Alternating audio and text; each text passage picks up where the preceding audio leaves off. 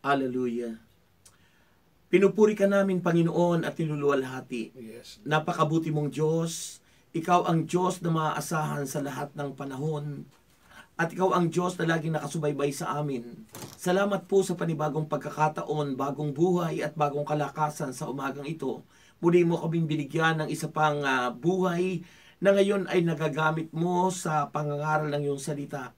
Salamat po, Panginoon, sapagkat ang pribilehiyong makapangaral sa pamamagitan ng broadcast, kami pinagbibigyan mo ng pagkakataon. At salamat po sa mabiyayang aming natatanggap. Pinupuri ka namin at pinasasalamatan sa lahat po ng ito, Ama.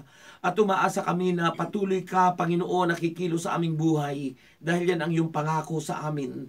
Kami, Panginoon, ay pinahiram mo ng buhay na ito. Gamitin mo kami with all your power and with all your anointing, O Lord God. At umaasa kami ang mensahe mo sa umagang ito. Ito po'y susundan mo ng tanda at himala at kababalaghan. Dalangin po namin ng kagalingan sa lahat ng may sakit at karamdaman. Lalo tigit ang mga nasa banig ng karamdaman sa ospital. Gawin po, Ama, ang mga taong nadirimla ng kalang kaisipan, mga taong nawawala ng pag-asa.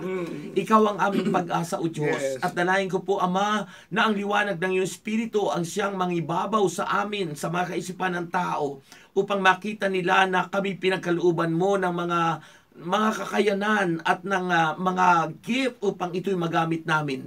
Kaya, Ama, umaasa kami na kaming magkapatid ni Brother Dante ay magagamit mo mightily, boldly, and powerfully. At ang anointing, Lord God, and your power, Lord God, ay aming dalangin.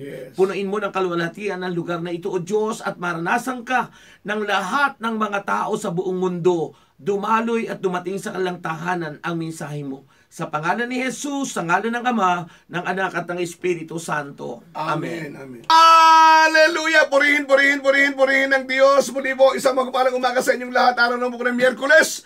Ang programang Daily Bread Program, Wednesday Morning Edition. Isang pinagpalang araw sa mga nanonood sa Facebook Live video kami ni Brother X ngayong umaga. Yung mga nasa ibang bansa, kami po ay naka-Facebook, ang tawag niyo, Brother X? Video. Ito po si Brother Dante Armenta.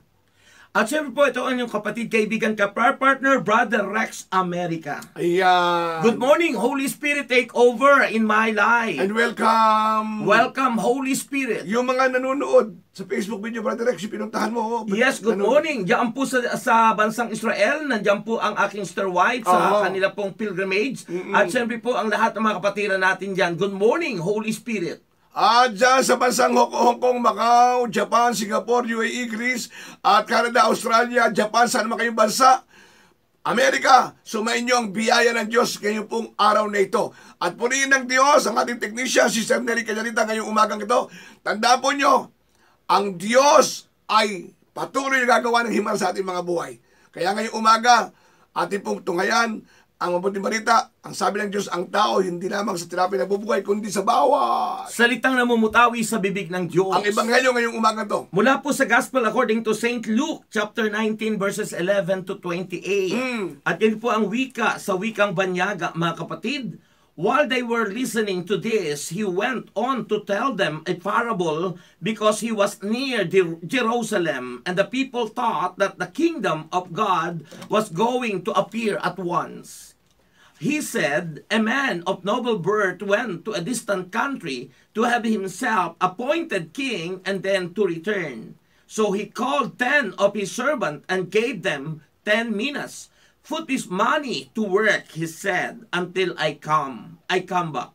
But his subject hated him and sent a delegation after him to say, we don't want this man to be our king. He was made king, however, and returned home. Then he sent for the servant to whom he had given the money in order to find of what they had gained with it. The first one came and said, Sir, your mina has earned 10 more. Well done, my good servant. His master replied, because you have been trustworthy in a very small matter, take charge of 10 cities. The second came and said, Sir, your minas has earned 5 more. His master answered, you take charge of 5 cities. Then another servant came and said, Sir, here is your mina. I have kept it laid away in a piece of cloth. I was afraid of you because you are hard man. You take out what you did not put it, and reap which you did not sow. His master replied, I will judge you by your own words. You wicked servant, you knew. Did you that I am a hard man, taking out what I did not put in and reaping what I did not sow? Why didn't you put my money on deposit? So that when I came back, I could have collected it with interest. Then he said to those standing by, take this minas away from him and give it to the one who has 10 minas. Sir, they said, he already has 10. He replied, I tell you that everyone who has more will be given, but as for the one who has nothing, even what he has will be taken away. But those enemies of mine who did not want to me be king over them, bring them here and kill them in front of me. After Jesus had said this, he went on ahead, going up to Jerusalem. The Gospel of the Lord Jesus Christ. Praise to you, Lord Jesus Christ. At sabi sa wikang Tagalog, habang ang mga tao ay nakikinig, nagpatuloy si Jesus sa pagsasalita at salaysay niya sa kanila ang isang talinghaga. Si Jesus ay malapit na noon sa Jerusalem at inaakala ng mga tao na darating na agad ang kaharian ng Diyos. Kaya sinabi niya, may isang maharlikang pumunta sa malayong lupain upang siya ay gawing hari, at pagkatapos nito, siya ay babalik. Subalit bago siya umalis, tinawag niya ang 10 sa kanyang mga alipin at binigyan ng mga ito ng tig-isang gintong salapi. At sinabi niya sa kanila, ipangalakal ninyo iyan hanggang sa aking pagbabalik. Ngunit galit sa kanya ang kanyang mga nasasakupan, kaya't nagsugo sila ng kinatawan upang sabihin sa kinauukulan, ayaw naming maghari sa amin ang taong iyon. Gayunpaman ay ginawa rin siyang hari. Nang makabalik na siya ay nagsimulang maghari. Ipinatawag niya ang mga aliping binigyan ng gintong salapi upang malaman kung magkano ang tinubo ng bawat isa. Lumapit sa kanya ang una at ganito ang sinabi, Panginoon, ang isang gintong salaping ibinigay niyo ay tumubo ng 10. Magaling, sagot niya, mabuting alipin. Dahil sa naging tapat ka, sa kakaunting ipinagkatiwala sa iyo, pamamahalain kita ng 10 lungsod. Lumapit naman ang ikalawa, at ang sabi, Panginoon, ang gintong salaping iniwan niyo sa akin ay tumubo ng 5. At sinabi niya sa alipin, mamamahala ka sa 5 lungsod. Lumapit ang isa pang alipin at ganito naman ang sinabi, Panginoon, narito po ang inyong gintong salapi. Binalot ko po ito sa panyo at itinago. Natakot po ako sa inyo dahil kayo'y napakahigpit. Kinukuha ninyo ang hindi sa inyo at inaani ang hindi ninyo itinanim. Sinagot siya ng hari, masamang alipin, sa salita mong yan ay hahatulan kita. Alam mo palang ako'y mahigpit na sinasabi mo pang kinukuha ko ang hindi sa akin at inaani ko ang hindi ko itinanim. Bakit hindi mo na lamang idiniposito sa bangko ang aking salapi? May tinubo sana iyan bago ako dumating. At sinabi niya sa mga naroon, kunin ninyo sa kanya ang gintong salapi at ibinigay sa may 10. Panginoon, siya po'y mayroon ng 10 gintong matsalapi. Sabi nila, sinasabi ko sa inyo, ang mayroon ay bibigyan pa, ngunit ang wala, kahit ang kaunting nasa kanya ay kukunin pa. Tungkol naman sa mga kaaway kong ayaw na ako'y maghari sa kanila, dalhin ninyo sila rito at patayin sa harapan ko. Pagkasabi nito, nauna si Jesus papuntang Jerusalem.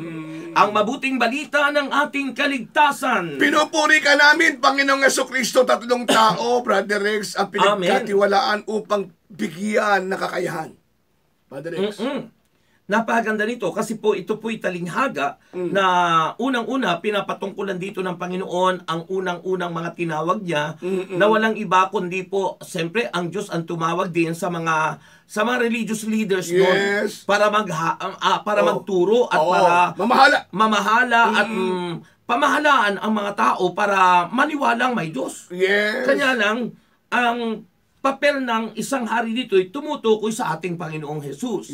At yung mga Hudyo, yung mga Jews na yun, yung mga Israelita na yan, makikita natin sila yung nag-reject sa Panginoon. Sabi rito doon sa parte rito ay yung tawagin yung tungkol sa mga kaaway kong ayaw na ako'y maghari.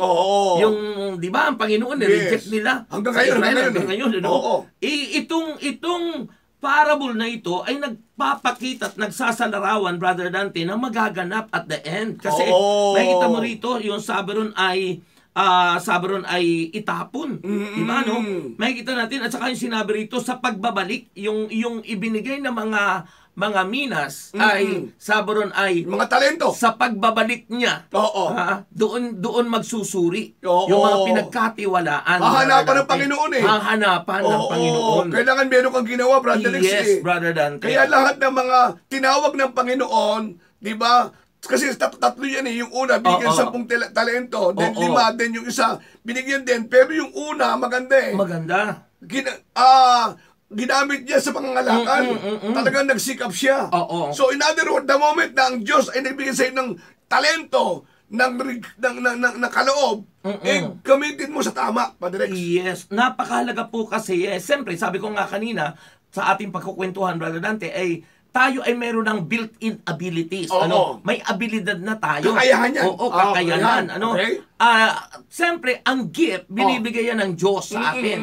So, depende yan kung ano yung hiningi natin at kung ano yung binigay sa atin ng Diyos. So, dapat tayo ay maging mabuting katiwala doon sa gift na binigay sa atin ng Panginoon. Amen. So, makikita natin yung unang tao ay mabuting katiwala. Kaya sinabi sa kanya ng Panginoon nung magsuri, nung mag-submit siya, nung magsulit, sabi ron ay good. My good. Faithful servant. Matindi yun. Diba? Maganda yun. So, napakalaga yung being gifted and you have the abilities to do it, yung gagawin mo, because you are faithful of what God gave you. Kasi, Brother Dante. Kasi ang mismong hari ang nag-utos sa iyo Kung talagang mahal mo yung hari, susundin mo yun, Brother Rex. Pero yun mo talagang binigyan 10 talento, napakalaki niyan So ito, pangalakal mo, tuwang-tuwa yung unang binigyan, pinangalakal niya. At ito maganda, umuwi siyang merong kita.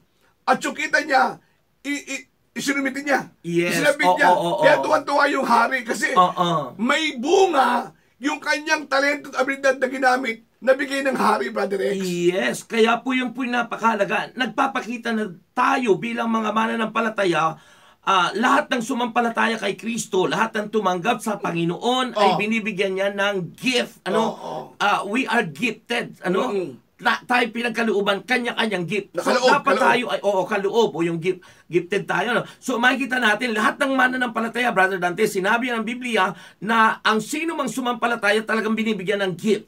Depende yan sa tao. Bigyan mo tayo, Brother Rex, ng example ng gift na sa gawain ng Panginoon. Like for example, yung gift of prophecy, ang usually natawag sa prophecy sa karaniwan na hindi naman yun ang nakasulat sa Bible ay gift of preaching, Pero hindi yun ang nakasulat sa Biblia. Ang nakasulat ang pangangaral ay propesya, pagpapahayag ng salita ng Diyos. So kung tayo binigyan ng gift of prophecy, dapat tayo ay maging pinagkatiwalaan tayo nito, maging tapat tayo dito at ito'y gamitin natin. Hindi na sa salita. Hindi na sa salita, sa kailangan sa gawa, Brother Dante. So sapagkat yun ang napakalaga, sabi ko nga ay gift plus abilities equal success. Magiging tagumpay ka because kailangan tayo ay ginagamit ito. Hindi katulad ng pangatlo binalot sa panyo. Oo. Panyo ng El Shaddai. Oo. Hindi ginamit. Oo, hindi ginamit. Hindi man lang deposito sa bangko. Natakot eh. Natakot. At ang sabi pa, pinagsabihan pa ng hindi maganda, Na mahigpit yung daw, hari. mahigpit daw yung hari. Oo. Matapang daw. So yung mga taong sa panahon ngayon, yung tayo ay minsan walang tiwala sa Diyos, minsan tayo ay nagsasalita pa ng hindi maganda sa Diyos, Oo. eh iyon ay doon tayo hahatulan, Brother Dante. Biniblame ang Diyos. Oo, doon Brother tayo Rex. hahatulan. Oo, kaya nga, Pagbabalik ng Panginoon. kaya nga, pag ang Diyos ay sabi mo kanina eh, siguro na ako, pag ikay sumampalataya kay Kristo, kunwari kay Kristo, tinanggap si Kristo, Oo. may kakayahan ka. Oo. So, hindi ka na pwede puro prayer request lang. Oo. May gagawin ka Oo. sa gawain ng Panginoon. Yes. Kung ano yung gift na bigay sa iyo, Amen. gampanan Use mo. it. Use it. Oo. Gampanan, Brother Rex. Kasi, pag ito'y hindi mo ginampanahan, Brother Rex, yung sabi mo, aalis sa kanya. Oo, mawawala yun. sa kanya. Kaya yung po dapat, bigyan natin pahalaga na tayo, mula nung tayo manalig at sumampalataya kay Kristo, ay tayo ay pinagkalooban yan. Kasi, makikita natin doon sa John 15, di ba? Sabi ng Panginoon, ako ang puno ng ubas. Kayo ang mga mga sanga. Yung sanga yun, pag nakakabit Sa puno, yun Yung- nagkakaroon ng bunga. bunga. Yun. Ano ba yung bunga? Yun, yung katulad ng gift at saka yung character, good character, At saka Brother Dante. yung mga love, joy, peace. Okay. Yun, yung fruit of the Spirit. Yes. So makikita natin yun, mula nung tayo ay maging connected doon sa puno, Oho. binibigay sa atin yung gift na yun. Dumadaloy sa atin. Uy, ang ganda. Oh. Brother Rex, yung bunga ngayon na sumasayo, mapapakinabangan Oo. ng ibang tao. Yes, ang oo. galing. Kaya nga yun ang dapat natin tandaan. From the very beginning that we received Jesus Christ in our lives, ibinigay na sa atin yung gift at yun ay patuloy na dumadalo. Yes. We need to use it. Gamitin natin. Palagawin mo. Paramihin mo, brother. Paramihin. Oo, di ba? Wow. Tinan mo yung isang puno na igos yun. Oo. Nakita ng Panginoon, Walang walang bunga, no? Oo. Sinumpa Sinumpa at yun. natuyo, Oo. Brother Dante. Kaya mahalaga po sa atin bilang mananampalataya, alam natin na tayo pinagkalooban ng Panginoon ng gift at na mayroong built-in abilities na tayo, maging faithful tayo to use that gift. Okay. Ang ganda, Brother Rex. Oo. Kanina po, ang sample, Brother Rex, yung pangangaral. Oo. May mga gift naman sa pag-awit. Yes. Sa pagtugtog. Yes. Sa pamamahala. Amen. Pagiging coordinator. Yes. So, pag hindi mo ginampanan yan, nagtrabaho ka ng Panginoon, may kakayahan ka, aalis sa'yo. Oo. Ang dami mga gusto maglingkod sa Panginoon, Brother Rex. Di ba? Kaya nga, yung lahat na may kakayahan, go lang. Alam mo, kagaya sa akin, pray ako na pray. Kahit may nararamdaman tayo, pray.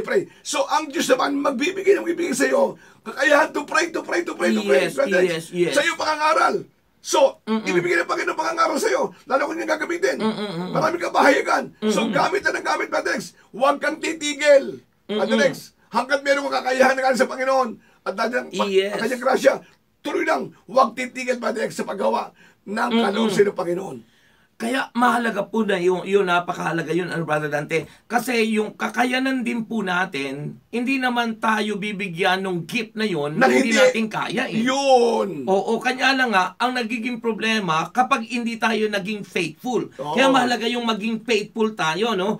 Yung maging tapat tayo, kasi makikita mo na doon sa bahagi ng gospel, pinarangalan ng Panginoon yung tapat. Kasi naging tapat sa bigay sa kanya naging tapat Yung una at pangalawa, di ba, no? At makikita mo na yung kumita ng double na mas malaki, yung 10, yung isa kasi 5, doon sa kanya ibinigay, doon sa 10, yung isang libo. Mas malaki. Kasi siya yung mayroong abilidad na pamahalaan yung maliit ay napalaki niya. Sabi yun, ang mapagkakatiwalaan sa maliit na bagay ay pagkakatiwalaan sa malaking bagay. Oo. So, Kaya, binigyan pa ulit siya. dadagdagan pa ng dadagdagan. Oo. Kaya makikita po natin, bakit may mga umuunlad, sabi ng iba, yung principles, even daw na hindi sila Kristiyano, bakit umuunlad? Bakit yumayaman? Sabi ng iba, hindi naman Kristiyano. Because yung principle na ginagamit nila ay Christian principle. Yes! Ang kulang na lang sa kanila, Brother Dante, ay tanggapin nila si Kristo Yun! bilang Panginoon tagapagligtas. Oo. Kaya mahalaga po na yung Christ principles ay ating i-apply. Dahil we have the ability built into us from the very beginning that we are created by God, Oo. nandun na yun eh. Oo. So, binigyan tayo ng gift naman para yun ay gamitin as faithful servant, Brother Dante. Ang ganda nung binanggit mo kasi habang ikaw ginagamit ng Panginoon, Brother Rex, so tuloy ka ng tuloy sa paggamit sa gift na bigay sa'yo ng Panginoon. Yes. Lalo ka magdadagdagan ng Panginoon ng kakayahan.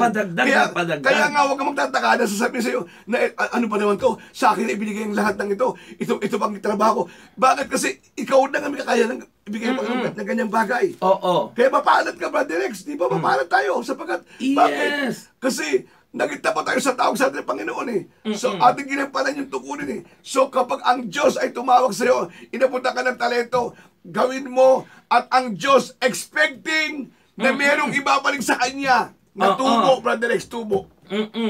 Kaya yun ang napakahalaga, Brother Dante, kasi yun ay isinasalarawan yung pagbabalik ng Panginoon. Oo. Kasi makita mo diyan, sinabi niya sa kanila, ipangalakal ninyo yan hanggang sa aking pagbabalik. Oo. So tinutukoy yung pagbabalik ni Kristo, we receive that gift, yung different gift sa atin ng Panginoon nung tayo tumanggap sa Kanya. Ini-expect yun ng Panginoon na sa pagbabalik niya, Meron napalago siyang, natin. meron Oo. siyang inaasahan na May bunga tayo. bunga, yun. O, diba? So, yun. Sabi ng Panginoon dito, makita natin dito na sa pagbabalik niya, sabi ron, ipangalakal ninyo yan. Ibig sabihin, gamitin natin yon hanggang sa aking pagbabalik. Ngunit, galit sa kanya ang kanyang mga nasasakupan. Oo. Ito tumutukoy doon sa Israel, yung mga nag-reject sa kanya. Sabi ron, kaya't nagsugo sila ng kinatawan upang sabihin sa kinaukulan, ayaw naming maghari sa amin ang taong yun. Di ba yun ang ginawa kay Jesus? Yes, Di ba nireject yun ang siya. ginawa? Oo. Nireject siya, Kaya nga sir. siya pinako sa krus at pinapatay. Hindi po ng katolikong simbahan, kundi ng Jewish religion. Yes, ng akala, Hudyo. akala kasi Ng nung iba, Hudyo. ikaw mo na tinawag na priest yun eh. Oo. Ang nagpapatay, ang katoliko, hindi po. Hudyo Hudyo. Jewish religion. Yes. Kasi wala pa nung katolikong reliyon. Oo. Okay. So yung po yun, mga kapatid. So gayon pa man, sabi nyon, ay ginawa rin siyang hari. O, ginawa rin ng Panginoong hari. Sinulat pa nga doon sa ibabaw ng krus. Hari ng mga hari. O, diba, At nang makabalik na siya, ay nagsimulang maghari. Ito, tinutukoy na yung darating na pagbabalik ng Panginoon. Yan. So, magsusuli tayo. Kaya makita natin dito, yung sinabi rito sa verse 16, lumapit sa kanya ang una, at ganito ang sinabi, Panginoon, ang isang gintong salaping ibinigay niyo sa akin ay tumubo ng 10. Aha. Magaling, sagot niya. Galing. Mabuting alipin dahil sa naging tapat ka sa kakaunting ipinagkatiwala sa inyo. Pamamahalain kita sa 10 lungsod. Oh. Alam mo, Brother Dante, kung iba po itong parable na ito kaysa doon sa nauna sa bahagi ng Biblia na mga parable na halos katulad rin ito. Oo. Ito po, pare-parehas po sila na isang gintong salapi. Pare-parehas na isang salaping ginto. Ginto, Yung tatlo. Oo. Pero yung una na naging 10. strictly, naging 10. 10. Ang Naging laki. 10 times. Oo. Brother Dante. Oo. Yung isa naman naging 5 times. Oo. Yung isa 0. 0. Yun. Yun Wala. ang pinapakita rito, Brother Dante. Ang nakita ko, Brother Rex, talagang yung hari nag-e-expect din ng kita. Oo.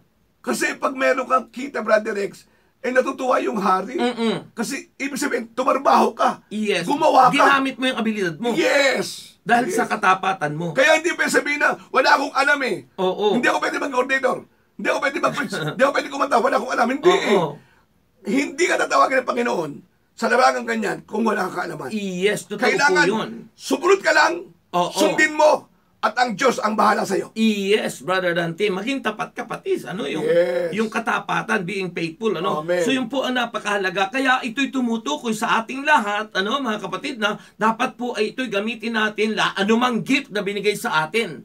No? Kung sabi nga doon sa Book of Romans, kung ang pagkakaloob ang ibinigay sa iyo, di gamitin mo ng Gamitin mo. mabuti. Ano? Oo. Yung mga Pagbibigay. bagay na Nagbibigay. dapat na ginagawa mo, katulad ng ginagawa ng mga kapatid natin sa Ambel, Oo. talagang masaya silang Nagpapakain. nagpapakain, mayroong nagpapakape, Yes. yung sa may estate, nakalimutan ko yung pangalan. Nagbibigay ng Oo, diba? pang-uniforme, Yung mga pang-anniversary. ganun, no? Oo. At natuwa rin ako doon sa isang estudyante na na makita mo na may isang sister na nagpa-pray over sa kanya na ang passion pala ng sister na yon ay talagang magpaaral Oo. ng mga ano, at marami na siyang napaaral. Oo. Nakita yung ID ng College of Divine Wisdom, sabi na, sa brother natin, bro, nag-aaral ka pala.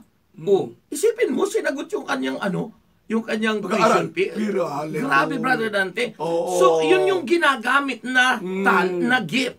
Yung regalo sa kanila, ginagamit talaga nila because they know na makikita natin yung pangako ng Panginoon na sa pagbabalik ng Panginoon, tayong lahat ay magsusulit. Yes. Sa pagbabalik ng Panginoon, hahanapan tayo. Oo. We are all accountable, Brother Dante.